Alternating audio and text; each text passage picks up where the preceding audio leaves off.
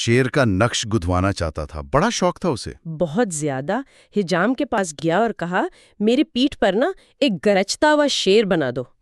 میرا ستارہ بھی تو شیر ہے۔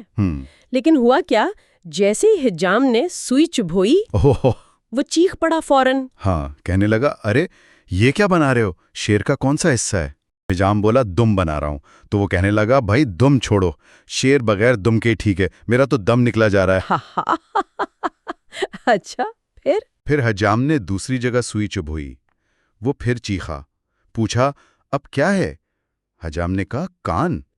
تو اس نے کہا ہوگا کان بھی رہنے دو۔ بالکل، بولا ارے کان کی کیا ضرورت ہے، بغیر کان کا شیر بناؤ۔ تیسری بار بھی یہی ہوا ہوگا؟ جی، تیسری بار سوئی لگی تو پھر چیخا یہ کون سا عضو ہے؟ حجام نے کہا پیٹ۔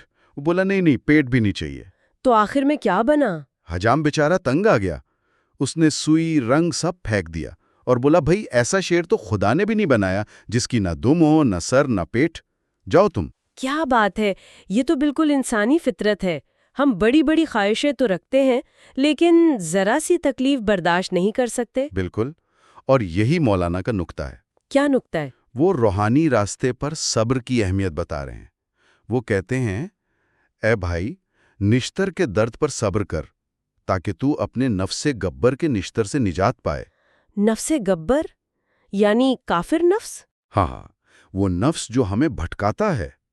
تو اس سے نجات پانے کے لیے، روحانی ترقی کے لیے، مرشد کی رہنمائی میں جو اصلاح کی سختی ہوتی ہے، جو ریاضت کی تکلیف ہوتی ہے، وہ برداشت کرنی پڑتی ہے۔